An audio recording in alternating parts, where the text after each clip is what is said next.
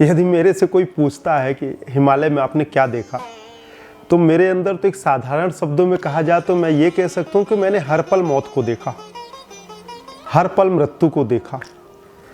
क्यों? क्योंकि मेरे अंदर यह जिज्ञासा थी ही नहीं कि मुझे आत्म साक्षात्कार होना, मुझे ईश्वर से एकाकार चाहिए। मेरे अंदर ऐसे कोई प्रश्न थे ही नहीं।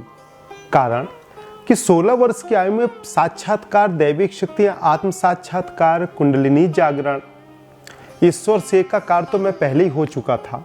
अब जब उस अनमोल ऊर्जा में मैं एक बार डुबकी लगा के उस आनंद की अनुभूति कर लिया, तो अब वहाँ जाकर मैं कौन सी अनुभूति दूसरी करूँ? एक ब्रह्म द्वितीयो नास्ति, वह तो पहले ही मिल चुका। जब उसमें हम स्वयं समाहित हो गए तो फिर जिज्ञासा कहाँ रह गई? जिज्ञासा और इच्छाएं तो उसी वक्त समाप्त हो जाती हैं। इसलिए हिमालय में मुझे जो एक साधारण प्राणी की भांति यदि कहें तो शारीरिक कष्ट, बाधाएं और सांसारिक दृष्टि में कहें तो हर पल मौत का अनुभव हुआ कि मृत्यु की अनुभूति से इंसान कैसा महसूस करता है और इस मृत्यु से बचने के लिए वह क्या क्या उपाय अपने जीवन में करता है, और बच दुनिया में कोई नहीं पाता।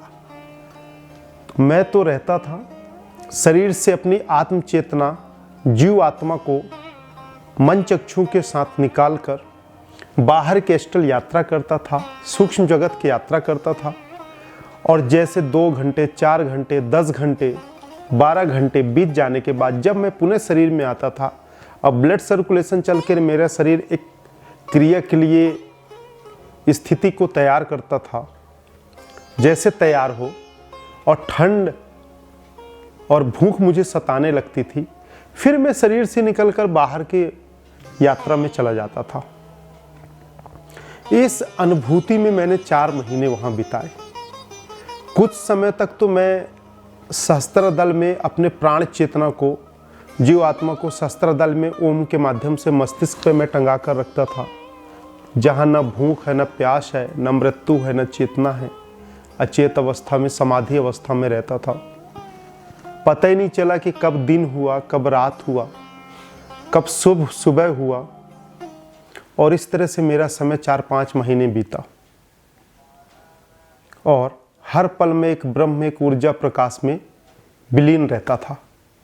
उस अवस्था में मैंने वहां देखा कई ऋषि मुनि दिगंबर अवस्था में बर्फ पे साधनारत हैं, तपस्यारत हैं, जो इंसान को देखकर मानव प्राणी के करीब नहीं बल्कि उनसे दूरियां बनाते हैं, उनसे दूर जाते हैं।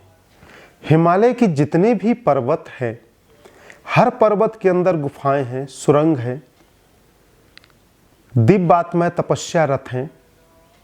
सिद्ध आश्रम अपने आप में अद्वितीय तो है ही, परंतु उसके अलावा भी हर चोटियों में अंदर किसी न किसी रूप में कोई न कोई दिव्य आत्माएं तपस्यारत हैं। दिव्य ऋषि मुनि आज भी वहां पर विद्यमान हैं, आज भी विराजमान होकर वह साधनारत रहते हैं।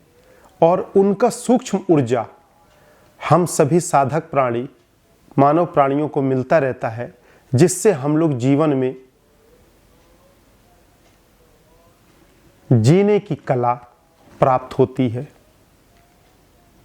यह हमारे संस्कृत सनातन के ऋषि मुनियों की ही कृपा है और यह ऊर्जा हिमालय से ही चारों ओर प्रकाशवान है। इसे इस तरह से भी समझा जा सकता है। यह मेरे खुद के अनुभव हैं, खुद की अनुभूति है और हिमालय से मेरा बहुत लगाव है। मैं बहुत प्रेम रखता हूँ। यूँ समझें कि जीवन में जिस प्रकार प्राणवायु महत्वपूर्ण है, उसी तरह एक योगी, एक साधक के लिए हिमालय प्रिय है। परंतु कई ऋषि मुनि अपनी साधना तपस्या से जहाँ विराजमान हो गए हैं, वही हिमालय का अनुभव लोगों को हो जाता है। यह एक तपस्या का फल है।